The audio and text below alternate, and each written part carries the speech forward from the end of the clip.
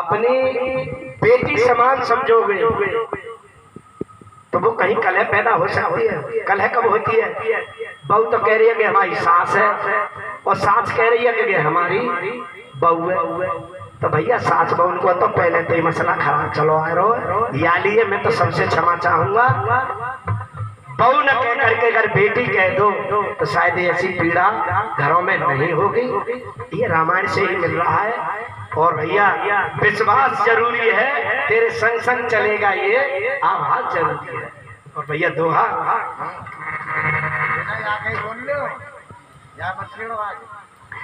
के दीप सिका समझवती तन मन जन होश पतंग भजई राम तज काम मद करई सदा सत्संग। बड़े अच्छे दोहा पे बैठे दिखे हम तो भाई। हाँ दोहा बढ़िया ही मिलो तो कि मंगली भवनी अमंगल हारी द्रवौच दशरथ अजुर बिहारी के सीताराम सीताराम सीताराम कहिए सीताराम सीताराम सीताराम कहिए सीताराम सीताराम सीताराम कहिए जाए में तेरा तेरा ताए वेद रहिए सीताराम सीताराम सीताराम कहिए सीताराम सीताराम सीताराम कहिए जाहि पीत राखे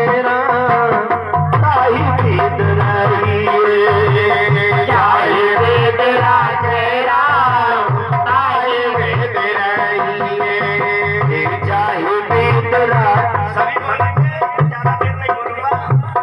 जाहि पीत राखे राम ताहि पीत रहिए जाहि वेद राखे राम ताहि वेद रहिए जाहि वेद राखे राम ताहि वेद रहिए। अपने रहने से मत रहो, भगवान जिस तरह से रखे उस तरह से रहना सीख लो। कोई तोड़ मोड़ नहीं आएगा, आनंद ही आनंद रहेगा।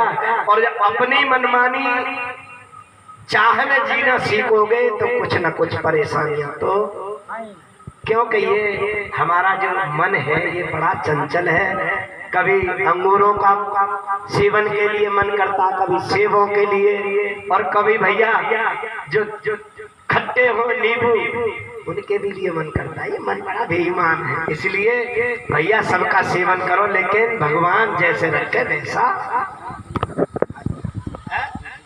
कछु कह रहा हूँ भैया के ये तो देख रहा हो ना मुझे ऐसे बहुत मिले हैं शेष है अरे नंबर की ऐसी कोई बात ना भाई साहब, हमारी कोई बात ना। हमारे तो मन और आत्मा दोनों मिले हुए हैं एक साथ, एक ही आवाज आती है दोनों की। और जहाँ आवाज अलग हो जाएगी वही खेल बिगड़ जाएगा। भगवान कह रहे हैं, गोस्वामी तुलसीदास जी ने इस रामचरित मानस के अनुसार अनेकों प्रकार की शिक्षा दी है कि राव नार जसु पावन गावई सुनई जे लोग। राव नार यानी रावण के शत्रु कौन थे? श्री राम।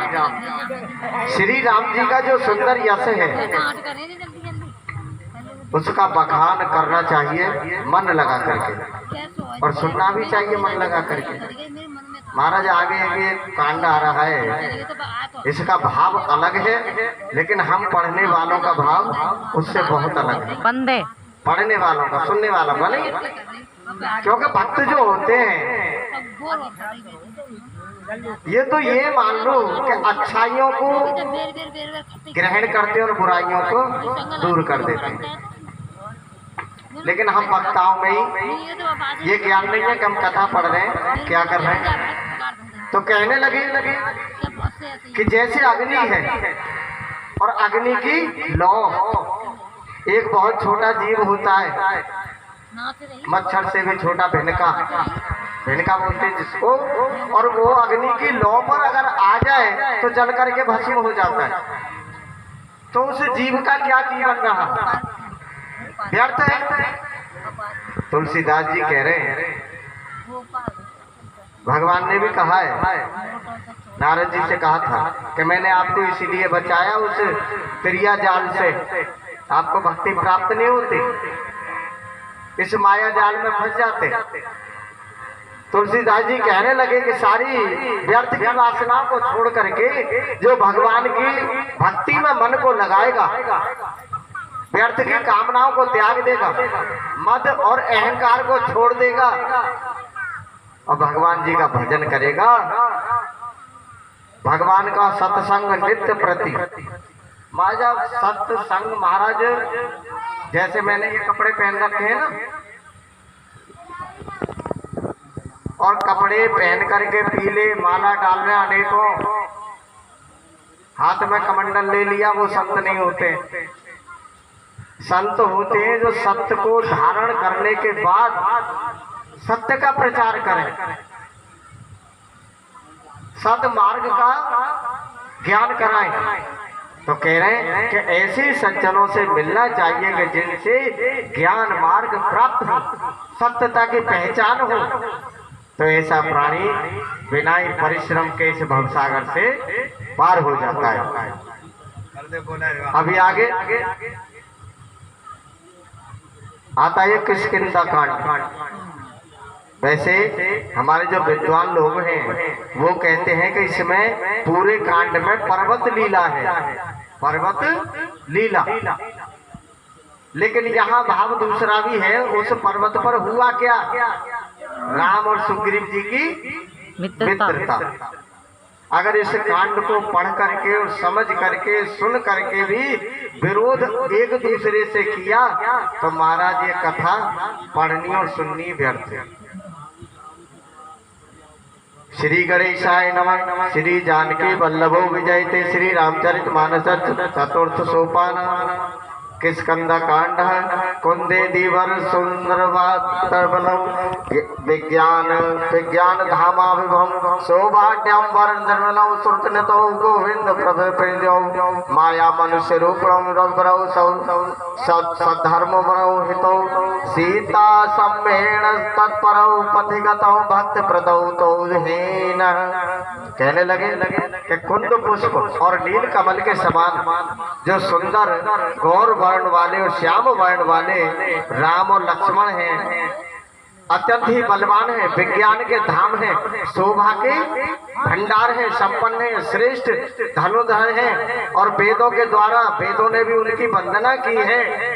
और कह रहे कि जो गाय और ब्राह्मणों का सम्मान करने वाले हैं, जो माया से मनुष्य रूप में अवतार हुए हैं, जो इस लीला को करने के लिए इस पृथ्वी पर आए हैं, ऐसे भगवान को मैं बार बार नमस्कार करता हूँ। ब्रह्मा संबोधि समुद्भवम कलिमल प्रदन्न सन्नम चाव्यव्यम श्रीमच्छंभु मुखेन्दु सुंदर वरे संशोभितम सर्वदा संसारामय भेषजम सुकरम श्री जानकी जीवनम धन्यास्ते कृतनम प्रतिपदम सदम श्री रामामृतम। कहने लगे वे सुकृति, ऐसे पुरुष जो भगवान को जान जाते हैं, भगवान की शरण में आ जाते हैं, भगवान की भक्ति को प्राप्त कर लेते हैं, वो कैसे होते हैं, पुण्यात्मा। महाराज हमें जब कभी सुख प्राप्त होता है, आनंदित होते हैं, तो क्या कहते हैं, हम अपने आप को कहते हैं कि हमने न जाने कौन से पुण्य किए हैं जो आज हमें ये सुख प्राप्त हो रहा है। भगवान की भक्ति जिसको प्राप्त होती है वो कहते हैं कि हम पुण्यात्मा हैं, हम धन्य हैं। और कहते हैं कि कलयुग के मन को सर्वथा नष्ट कर देने वाले अविनाशी भगवान श्री शंभु के सुंदर एवं श्रेष्ठ मुख रूपी चंद्रमा में सदा शोभायमान, क्योंकि भगवान शिव भी श्री राम जी की उपासना करते हैं, उनके गुणों का बखान करते हैं और जन्म मरण रूपी रोग के निवारक हैं। भवसागर से पार कर देते हैं, भव बंधन से छुड़ाने वाले हैं। श्री जानकी जी के जीवन स्वरूप श्री राम नाम रूपी अमृत का निरंतर पान करते रहते हैं। ऐसे भक्त बड़े भाग्यशाली होते हैं। जय सिया राम।